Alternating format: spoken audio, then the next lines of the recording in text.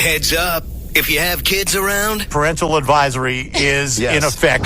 This is the Bone is Bone podcast with Lamont and Tonelli. It's like water torture. Baby Huey. Chasta. And Joe Hawk.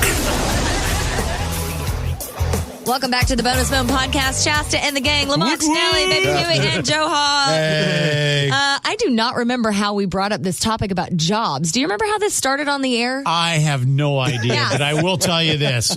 We have some doozies. Yes, we've all worked interesting jobs. So we thought, all right, let's tell our craziest job stories, our hardest job that we've ever done.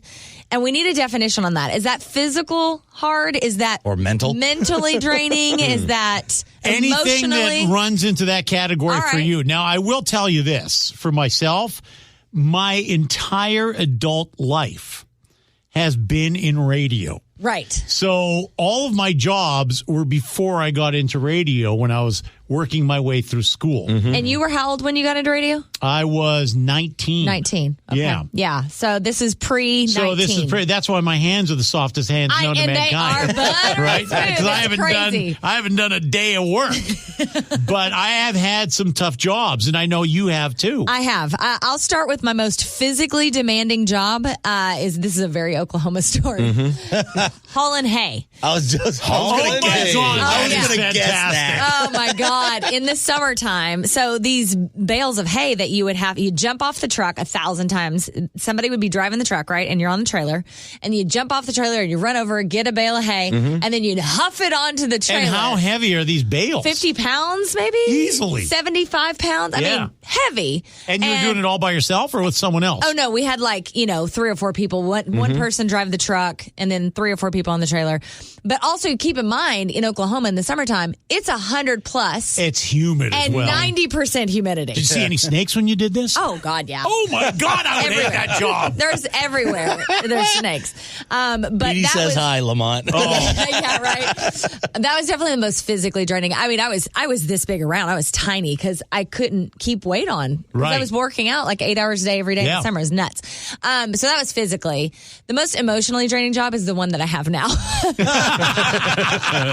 It is the hardest mental job. I feel like I have received my doctorate in radio in the last year plus. Well, you have. I have. Yeah. Because there's so many different layers. It's not only on air, which you enjoy. Yes. And you enjoy the other aspect too, but you have to take care of 5,000 different things. It's incredible how much there is. And I'm not trying to be like, oh, woe is me. I'm just being honest. Yeah. I'm like you. I've only been in radio my whole adult life. It's all I've ever known, really, except for waiting table gigs and working for Sean Astin, but that's another podcast. But I was always on the air. Being on the air is a very specific job. That's something that we know how to do. We could do it in our sleep. It's who we are, right? Yeah. That's the better way to put it. It's who we are. But running a radio station and everything that comes along with that, the business side of it, the corporation side of it, that's a whole nother thing. Yeah. So, I won't lie. The first 6 months of my job, I mean, I cried myself to sleep, 80% of the time. But I'm doing better now. Yes. It's only 40% of the time. And it's really all the non-radio stuff. It's all the non-radio. You nailed it right there. That is exactly it. So, but I'm feeling much better. I have my first year, a little bit over a year under my belt, and I'm feeling like I actually know what I'm doing. Now, Baby Huey, I think it's ironic that Chasta and I said it's our entire life because we hired Baby Huey when he was a baby. Right out of college. You were a friggin' Baby Huey. No, I was going to my senior year of college. So I was right. 21. So when you started working here, this is all you've known as well, your entire adult life. Exactly. But I did have 2 jobs I could think of. The worst job you've ever had, what is it? Working for Lamont. Exactly.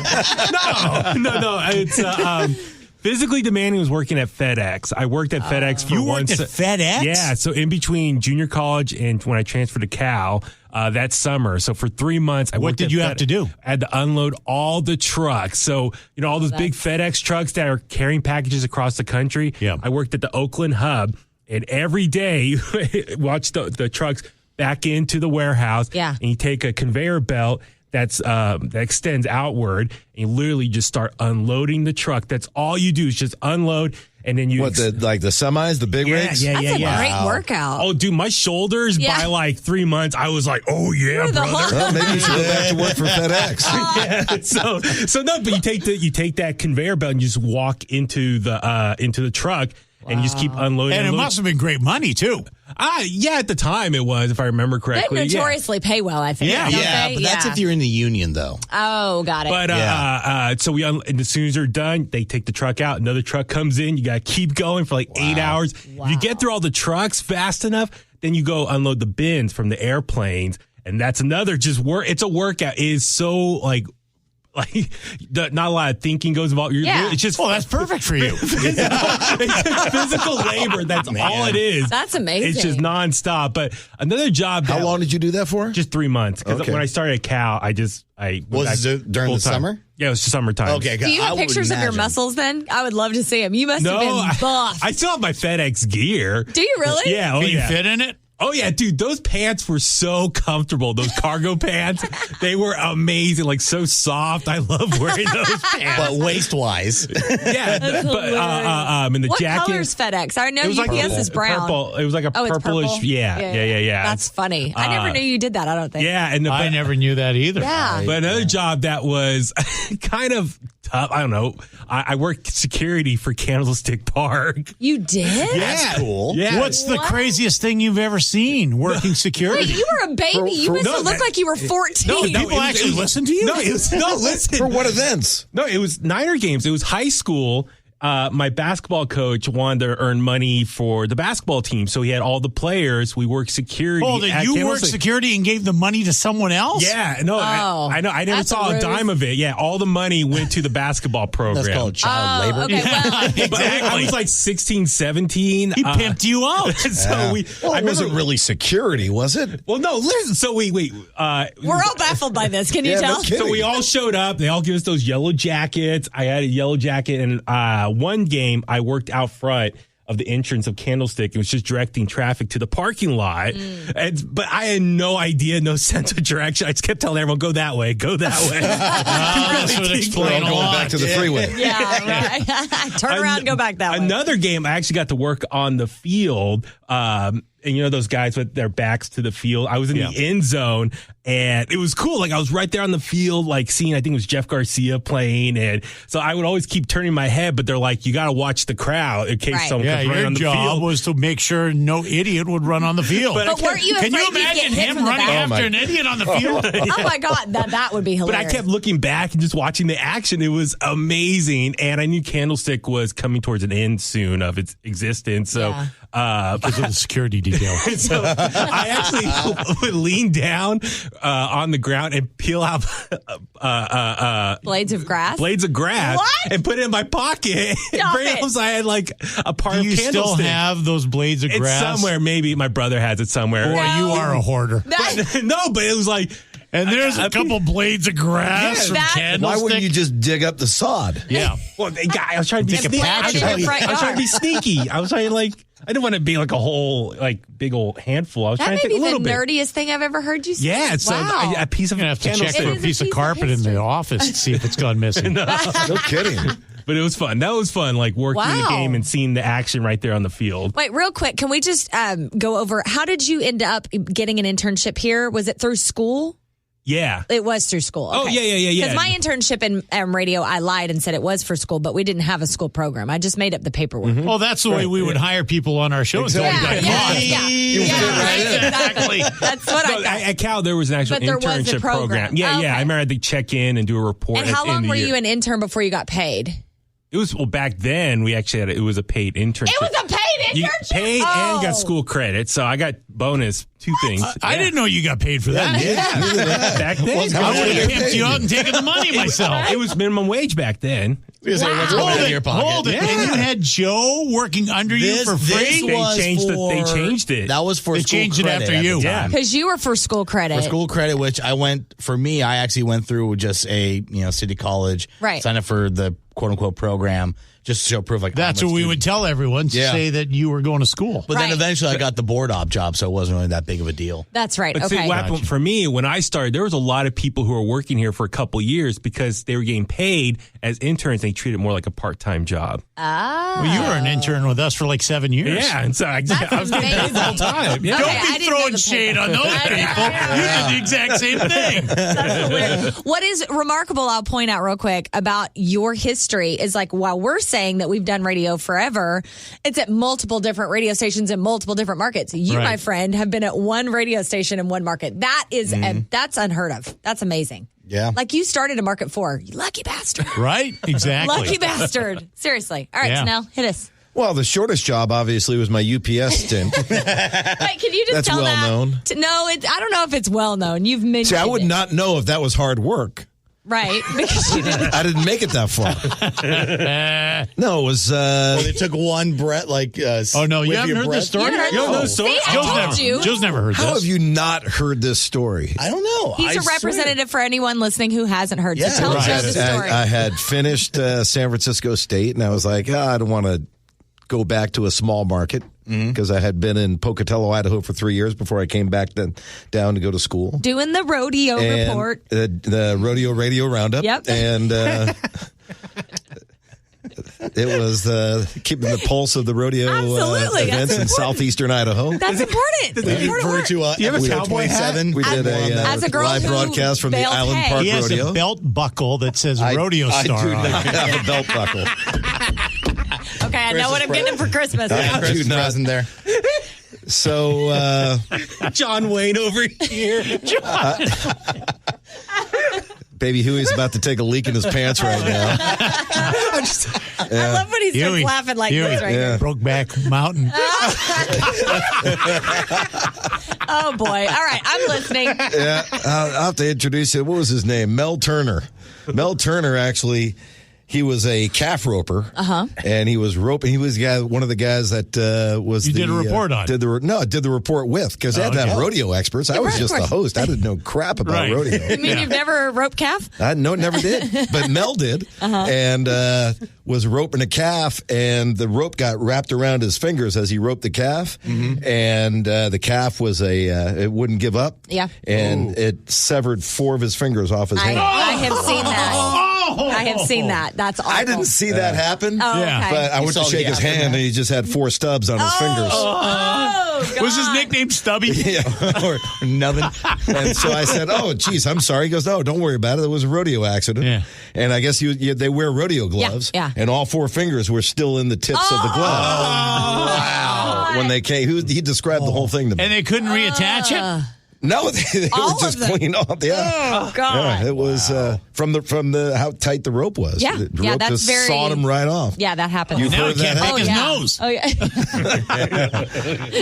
So I was like, radio's done. I just finished an internship in the city, at paid internship, by the way, at KYUU. God, I got screwed. And a buddy of mine worked for UPS and said, hey, come drive for UPS. So applied for the job, the whole bit. And they have a week-long orientation. Okay. From 9 to noon, Monday through Friday. And they show you videos and things of how to do things the UPS way and all the regulations. And now I'm going to part add of the to your Brown story. Army. I think That's what they you're call leaving themselves. something out here. What's that? You had a friend who was working there and had you targeted for management.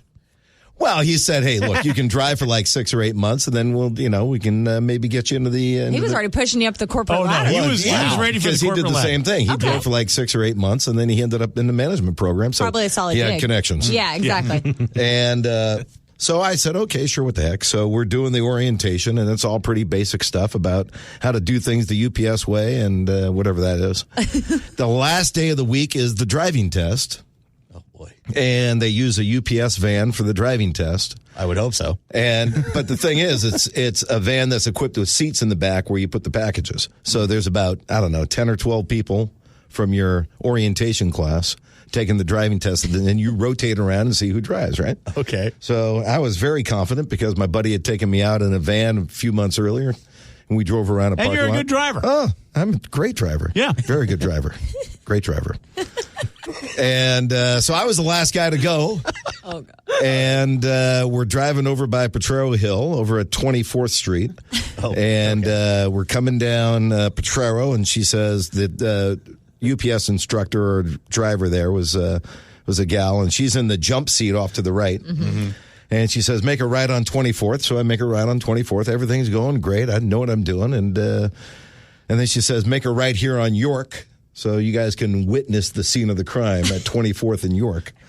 And York is a very narrow street. There were cars parked on either side of the street. So it makes it even more narrow.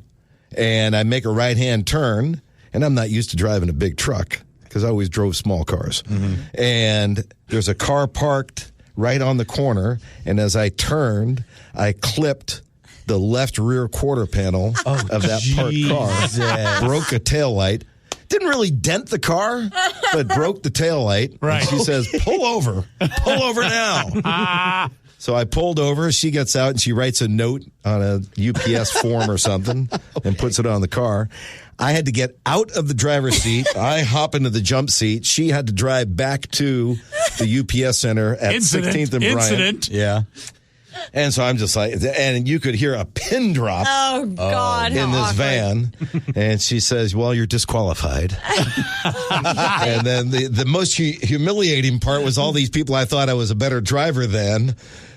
She says, wait here. We get back to the UPS center. She says, wait here. I have to get some paperwork or something like that. So I had to wait in the van as everybody else filed off and have a dozen people just kind of pat you on the back as they leave the van. As they're ready to start their employment in 2 days after the weekend on Monday. And they're like, hey, nice try. Nice try. Good effort. That was a good effort. Were they being sincere or was anyone an asshole? And they were like sarcastic about it? No, they were all very sympathetic. Oh, my God. Hey, Crash Tonelli. That was a low point. That's a low point. And I would love to know if they actually stayed with UPS, if they washed out, or if they actually got into management like I probably would have. Right. I could have been Mr. UPS these days. You could have. But now you're in the Hall of Fame. Mm-hmm. You're in the Hall of Fame for radio. Right. No, because the following week I got a call from Gil Har at KYUU where I had just finished my internship. Yeah. Who told me about the traffic job that I got. That led to everything else. So ironic that he reported on traffic accidents. You took the words out of my mouth. Wow. That's you got to be an expert, right? Yeah. You got to live a little to learn. No, that was right? part of my experience when I went for that interview. The traffic job. I said I crashed a UPS truck, so I know traffic pretty well. I have the experience you're looking for. God, well, so that was the shortest job you ever had. Actually, crash is a harsh term. I didn't really crash the truck. I think the person who you hit would have a different definition of crash. Right. So that was the shortest job I've ever had. That's great. How about you, Joe? I think when it comes to the radio gig, this has been my longest time with one company ever. Most of my other jobs have been, 2 years, like maybe 4 years. And that's working in the beer industry and stuff like that. But the one job that really comes to mind that was both just hard, like physically and mentally, was driving the Zamboni for the San Francisco Bulls. I saw him doing this. The very short-lived minor league ECHL team for the San Jose Sharks. They went out of business. How long was that around? It felt very quick. 1.5 seasons. Wow, right. It was really which the first season. They used to advertise for us. Yes, I remember did. that. They really benefited that first year because of the NHL lockout back in 2012. So fans were showing up like crazy. It was the only game in town. I still have a San Francisco Bulls towel. Yeah, me too. I have a lot of them of the old little souvenirs that they gave away for. That's amazing. He has parts of the Zamboni. Yeah. I probably took some home. The one that I drove, I think I do. No, so I was working at Ice Center Cupertino down at Valco Mall. I saw Joe down there as well. Yeah. And that's out of business, too. What a track record you have. No. The rink is still open. The rink is still there. The manager at the time, still the manager, gets a call from Pat Curcio, the owner and head coach, was looking for someone to come and just, lay down ice and surface it for, not necessarily the games, but all the promo stuff leading up to the actual season. My manager was too cheap. He's like, $20 an hour. I heard that. I'm like, yes, please. Let me go up there and I'll make some ice for you. So it turned into an actual like kind of full-time gig after that because Pat thought it would be a one-man job. Like, no, I need at least 3 other techs, 1 more driver to get this like up and going. So it turned out I got a buddy of mine from Shark's Eyes to come up and, be another driver with me, another like main tech. We got 2 other guys who are, local hockey guys and also like refs who knew like a little bit of ice management as well. But then it was just us 4 laying down water, painting the rink and trying to, build a rink from scratch up at the Cow Palace, which all that stuff was originally from when the Sharks first started there, including one of the Zams. One of the Zambonis from when the Sharks first started back in 91 at the Cow Palace. Wow. So it was kind of cool because I was working with, history of hockey here in the Bay Area, but also working with a piece of shit from the beginning of 91, Zamboni. Yeah. And then also the second Zam that we got from the East Coast, like Minnesota or like. He wasn't buying brand new stuff. I know Pat Kurtz. No. This Zamboni we got that I end up driving because it was the Molson Canadian one. Was one of the first or second generation Zambonis ever made. Like it wasn't put on a car frame or a car motor. It was actually a tractor with like this old, I couldn't even describe what kind of motor it was on. We called down for parts for this model. We were talking to the grandson of John Zamboni and he's like, wait, what model number are you telling me? It has letters. We only work with numbers now. I got to go into the archives for this parts. But Zamboni's a real person? Yeah. You took the words out of my mouth. I expected myself not to know that, but you didn't know that either. It's also the name of an actual piece of machinery. Yeah. But what really made this job hard, and honestly, it was like one of the funnest jobs ever because, I'm driving a goddamn Zamboni during the games and kids are like cheering. Do people throw stuff at you and stuff? No, thankfully not. That's a whole other Okay, so my question for you is when this came crashing to an end, when the Bulls left. You have to say crashing to an end? Well, I do have a Zamboni crashing story for you. You're feeling triggered. You crashed the Zamboni? Not How do you do that? necessarily. It's like 2 miles an hour. Exactly. 6 miles an hour, thank you very much. Excuse me. No, so actually one game, my Zamboni, because it's such an old thing, it actually has a gear shift to go from like 4 high, 4 low, and so on. It's somehow, I took the last turn, about to get off the ice for the last period to start. One of the best ice resurfacings we've ever done. It dies on me right in front of the players' benches. So I had, get towed off? I had to get pushed off by the entire Bulls team. Oh my God. And the entire Cow Palace screaming, "Go Bulls, go! Go Bulls, go!" Is that when you got fired? No. I got fired when the goddamn team folded. So how did you find out? You just didn't have a paycheck show up? Did they stiff you? No, it was during at the end of the year, going into 2014. It's just, they said hey, just, they're on the road trip or whatever. This is the break. We'll let you know what happens. We just, got an email and then notification online saying that the Bulls folded. Was that your main gig? Only gig? No, because I was also working at Crate and Barrel in the stock room at the time.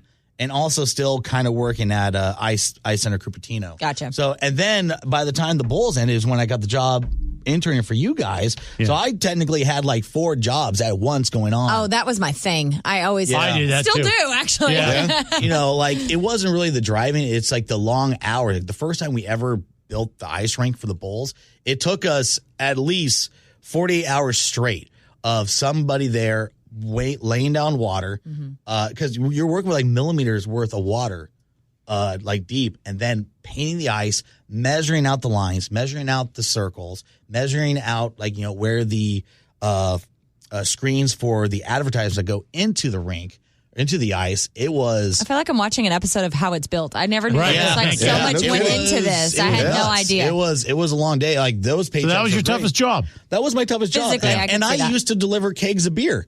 Yeah, Lamont. Oh, I'll tell you what, the toughest job I've ever had, I was a scab laborer. Yeah. And I was not proud of this. What does that mean? I was in high school and Safeway in our city went on strike. Oh, that's what that means. Gotcha. So if you crossed a picket line, you were a scab. Now, keep in mind, I was in the 10th grade at the time, and I wanted money. Yeah. So a really hot gal worked at school. She was a cashier at Safeway.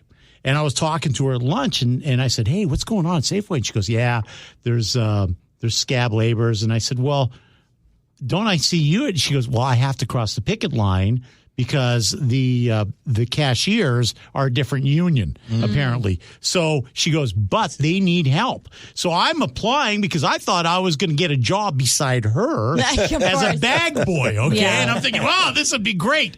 I apply. I get a call back the next day from the store manager. He goes, yes, we have a job for you. Mr. Freeze, I believe was his name, Mr. Freeze. We have a job for you. I thought that was the Zamboni boss. No. Cleaning the bakery. Cleaning the bakery? Cleaning the bakery. Okay, so I'm, okay. And by the way, the money back then was like $27 an hour. Damn good money. Right? Are you kidding? And I was in high school because it's a union friggin' job. $27 an hour? Yeah. So I'm just like, count me in. What's that in that crazy Canadian money you got? So I start this freaking job, and when I had no idea that the bakery was the cleanest friggin' thing I've ever seen in my life. Mm-hmm. I mean, the standards at Safeway bakeries are so freaking high, it's unbelievable.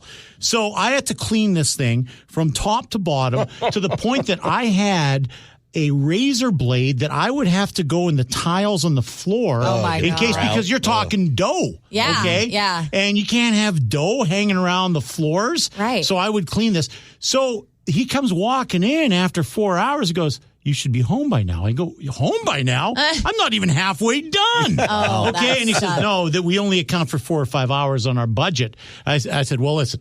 I still have to stock up and blah, blah, blah. I'm almost finished cleaning. He goes, you got to do this quick for me. I go, okay. So I finished my cleaning. It took me about another half an hour. But, I mean, this thing was spick and freaking span. Nice. You could have eaten off that friggin' floor. All of a sudden, I realized, I've got to stock up. And they had bins of salt and sugar and baking soda, and I've got to fill these up. Right. So I grabbed one of these like 20-pound friggin' bags or 25-pound bags, and when I'm moving it, the bag fucking split in half and broke all over the friggin' floor. Oh, what a nightmare. So I look around, and I'm the only one there, right? And I figure, fuck this. I'm not cleaning the floor again. So I take pieces of cardboard and I scoop it up off the floor into the bin. No, you didn't. Yes, I did. I had to get out of there. He gave me a fucking time delay. So I am against the fucking clock, right? And I scoop it up and I put it in the bin. I grab another friggin' bag, make sure this doesn't break, put it in the salt. I grab another one, put it in the friggin' baking soda or whatever the fuck I had to fill up. Yeah. Well, I was so put off by this friggin' job that took me 6 hours. I didn't know if I was going to get paid for 6 hours because I had to punch in and punch out. I got home and said, I'm never fucking going back. I mean, I got 6 hours at $27 an hour. I'm good to go. That's like, really, I'm not going to get paid that anywhere else. I'm done. Wow. Hardest fucking job I've ever done. Well, I go a couple months. And I'm talking to this gal at work, and she goes, hey, you didn't last long at Safeway. I go, are you fucking kidding me? Do you know what I had to do? And I said, and then I fucking scooped up the shit off the floor, and I put it in the bin. She goes, oh, my God, that explains it.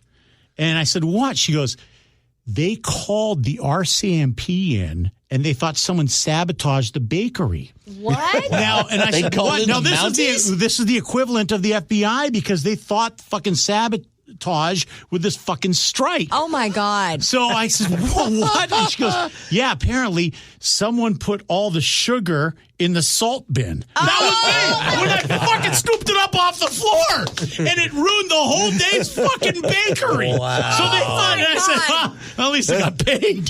No wonder he fled Canada to America. No kidding, right? The Mounties were after him. Toughest fucking job I've ever done in my life. Brutal. Brutal. That's a good word. Brutal. So you lasted 6 hours. I lasted basically 6 hours on a fucking labor-intensive job. I think that takes the cake on the shortest tenure of any of us. We're going to tell Larry Mazzola you cross picket lines. Yeah, I know. Exactly. I learned my lesson. It was God's way of telling me, don't be a scab. And if you ever meet Lamont, you must touch his hands because he does have the most buttery hands because he's never done a hard jump since a butter. All right, you guys, everybody, we're good. We got everybody, right? Yeah. All right. Well, thank you for being here. We're all very happy to work in radio because it's not nearly as hard, but it is emotionally draining. Pray for me. Pray for me. Cry every day. That ends in Y. Every day. All right, you guys, thanks for being here. We'll talk to you next week. Bye.